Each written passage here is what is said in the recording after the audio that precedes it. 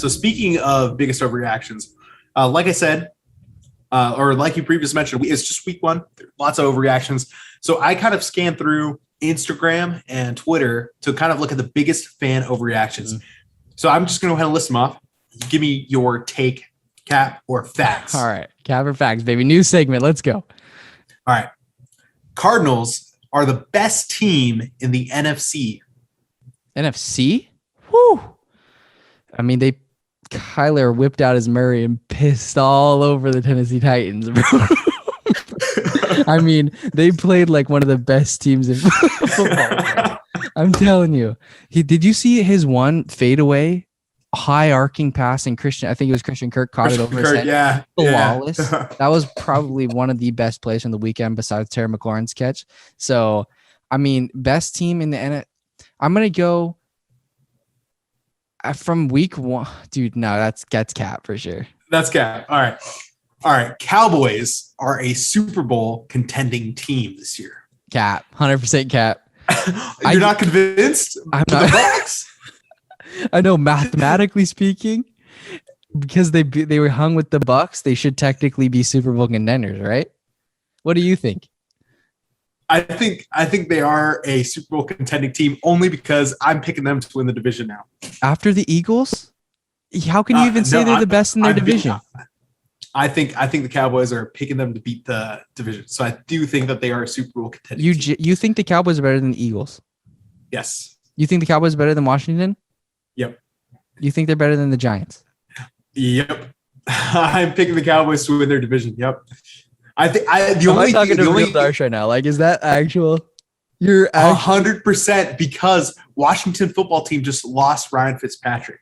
Yeah, Jalen Hurts and the Eagles still have a bunch of question marks in the defense. Now, the Cowboys just lost DeMarcus Lawrence today, but he'll come back. And I think that will keep their defense exactly what it did against the Bucks. And I think their offense can shoot out any team anywhere, basically. Yeah. Professor Darsh, I have a question for you. Can I ask you a question? Yeah. Washington football team better with Fitzpatrick or Heineke? Fitzpatrick. No. Heineke did not beat out Fitzpatrick in training camp. That tells me that Ron Rivera thought that he had more to win with Fitzpatrick than with Heineke. Okay. And what that tells me as a fan is that I should probably trust the coach in thinking that Fitzpatrick would be better. All right. What does Mariota do to the Washington football team if they trade for him? If that elevates them, that changes them. But I still think that puts them in the ballpark of, probably being the second team out west, out east. If not, I still think the Cowboys beat out Washington. What do you think about that, though? Because I read an article because I was going through, because obviously Marcus Mariota, he had that like 30-yard scamper on Monday Night Football, and it reminded me because he had that awesome half against the Chargers last season. And I saw a thing because he cut down his contract or whatever significantly by like $7 million or like earlier in the offseason. And he did that in order to be more accessible for a trade. And apparently they tried to the Washington football team tried to trade for him before that or something, and it didn't go through. But now it's really interesting because I honestly think he could offer a lot. But I also see John Gruden is in love with him because I remember when he went on John Gruden's QB camp, he couldn't get enough of Marcus Mariota. So I don't think that they could. I don't think he'd be willing to do that, especially if Derek goes down. I think that they stay at a similar level talent-wise at quarterback. I mean, I think that Marcus Mariota can keep the Raiders in the AFC. Oh, yeah, for sure. But I think that he would be really good on the. All right. Next overreaction. The Houston Texans will win their division. Cap or fact? Absolute caparoni. There's no way they're better than the Colts, though. All right. I also think that's cap. I think that they beat Trevor Lawrence and the Jags. First game, that's Trevor Lawrence's first game of the season, whatever. He's still getting his bearings right. They didn't put up points. He threw almost like 3 picks or 2 or 3 picks or something like that. I was wrong. I think the Texans capitalized on that. I was wrong, huh? Because I said that he was going to have a seamless transition in the NFL. And he had he had some issues there. Against a less So I'm with you. I'm thinking the Colts are still going to win that division. Shout out Tyrod. Tyrod played out, but also Philip Lindsay, David Johnson, and Mark Ingram all scored. Those are their running backs. They all scored touchdowns. Yeah, that's crazy how they use them. All right. Yeah. The NFC West is the best division in all of football. Cap or fact? Facts. It's easy facts. It's easy. All right, yeah, I 100% agree with that. I don't think that's an overreaction at all because in the NFC West, you not only have the Seahawks, the 49ers, and the Rams, you also have the Cardinals, and we saw exactly what the Cardinals are capable of doing against even a team like the Titans, which were one of the best teams in the AFC last year. I have a cap or facts for you. AFC West, second best division of football. That is cap. I think the Raiders got away with one against the Ravens, and I think that out of that, the Broncos. No, or do you want me to say like? No. You think AFC North is second best? No, I don't think the AFC North is. Yes, I do think that I was thinking of like the Patriots, Dolphins, and that. No, East. Yeah. The AFC North is the second best division because you have the Steelers, you have the Ravens, you have the Browns, and then you have the Bengals. Bengals up and coming team. I'm still picking those top three though. The Steelers, Ravens, Browns. I'm thinking that they're going to shake it out. I think they all make the playoffs this year. But NFC West is the best division in football. Dude, I'm with that. All right. I know you want to keep rolling through these, but they bring up so many interesting topics. I love that you made this segment for sure. The AFC West, NFC West all went undefeated week 1, baby. And I think the Broncos are going to actually surprise some teams with their defense. I think they're going to surprise some teams for sure. But at the end of the day, are they? What'd you say? You cut out really fast. Are they going to be a 9-8? Oh, okay. But at the end of the day, are they an 8-9 team or are they going to do better? And I think they're going to cap out probably 8-9 most. Yeah. Okay. Is the Chargers and the Chiefs better than the Browns and the Ravens? Like, are the top two teams in the AFC West better than the top two teams in the AFC North? Are we talking just teams or entertaining football? Don't those go hand in hand a little bit? Because you can pound for pound say more entertaining, like the AFC West, obviously. Okay, yeah. Well, no. Well, the Ravens. I'm actually going to say the Browns Ravens are going to be more entertaining, entertaining game to watch. Wow, but I think let's go because I think that the Chargers Chiefs is going to be a grueling matchup, and I feel like it's mainly because the Chargers have a pretty solid defense there. Yeah, and I feel like it's just going to be a grueling football match this year. I don't feel like it's going to be like the lights out. What was that game last year? Like the 41-34 or whatever. I don't think it's going to be like that at all. Like it was last year. I think it's going to be a little bit more on line of like 24-26, hovering around that. They're still going to put up points, but not quite as much. Just because like both teams, they've kind of improved a little bit. Tyrann Mathieu is going to be coming back for the Chiefs. That's going to be getting into it. I think the most entertaining team, Browns, Ravens, or the most entertaining matchup would be that one. But as far as like best team, I'm also going to go with Browns Ravens just because you and I are both high on the Chargers, right? But we both have to admit that the Chargers, even after knocking out one of the best defenses in the league this past week in the Washington football team, the Chargers are still going to need to prove a couple more things before we're ready to say, okay, yeah, they're the second best team in the NFC or the second best team in the AFC or something like that. I definitely think that they are a sleeper team. I definitely think they're going to make a push in the playoff for sure, but I'm just not ready to say, hey, they're the second. So are you saying Browns are better than Chiefs? Who's the best team in the AFC or as a whole? I'm taking the Browns. I think the Browns lost that game to the Chiefs based off of, Baker trying to do heroics. They also got away from the run in the second half, which they shouldn't have done because the run is what made them so successful in the first half.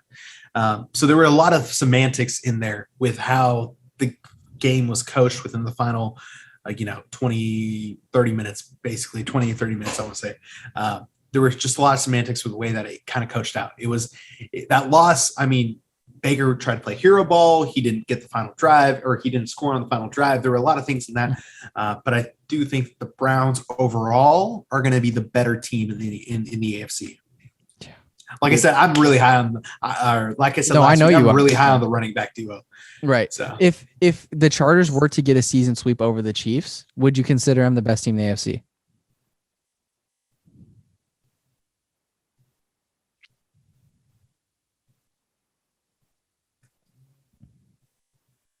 That's a hard one. That honestly is a hard question. And the reason why I think it's a hard question is because the Browns' biggest question marks aren't defensively. Are not defensively. Their biggest question mark is on the offense which is crazy outside of considering their weapons. Exactly. But their biggest question mark is because we still don't know what the status of Odell Beckham Jr. is going to be. Kevin Stefanski came out today and said, hey, Odell's not going to play this upcoming week. So Odell's already out. That's 2 weeks that Odell's going to be out. That means that there's 2 weeks of us not knowing what the hell Odell's, is he going to return to form? Is he going to be better? Is he going to be worse? What's it going to shake out? And how he performs directly impacts how the Browns do, because he is technically their top receiver. Mm-hmm. Even if he got injured in like week 6 of last year, he's still technically the top receiver for the Browns. So we don't know how that's going to shake out. Now, for the Chargers, we know what they're capable of. They have Keenan Allen, they have Mike Williams, and then Guyton and Josh Palmer. They're reliable. Yeah, they're reliable third and fourth receivers for Justin Herbert. And we know, and I feel like we're just going to expect a lot of passing from Justin Herbert just because, one, he's got one of the best O-lines in the AFC. Corey Linsley, Brian Bulaga, just named former Packers on that O-line, but he has one of the best O-lines in the AFC.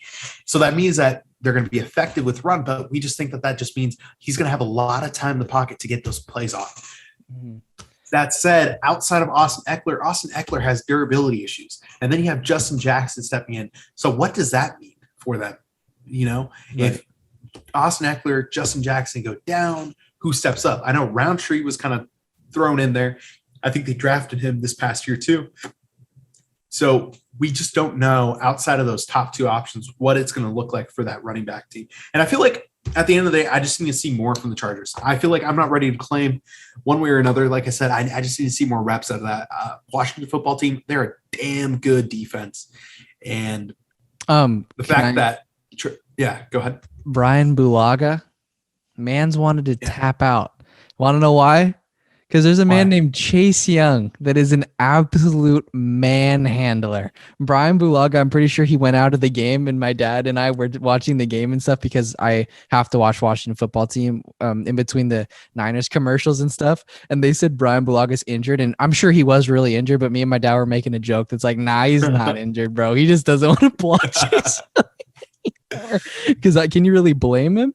He's an absolute freak of nature. Because there was one crazy play where the Chargers got in. It was like towards the end of the game when the Chargers put the game away, but the Chargers made it it was like a 2nd and 1 or something, and Chase Young destroyed the right tackle and then it made it like a loss of 5 yards. So it made it like a 3rd and 6 or something, dude. It was ridiculous. He's an absolute game changer. When you think the game's out of hand, just let Chase Young eat, because he's probably, I don't want to say it, but he's got to be up there in terms of the best pass rushers in the NFL, dude. Like, there's not a lot of guys that can impact a game as much as he can, besides like Bosa and TJ. You know what I mean?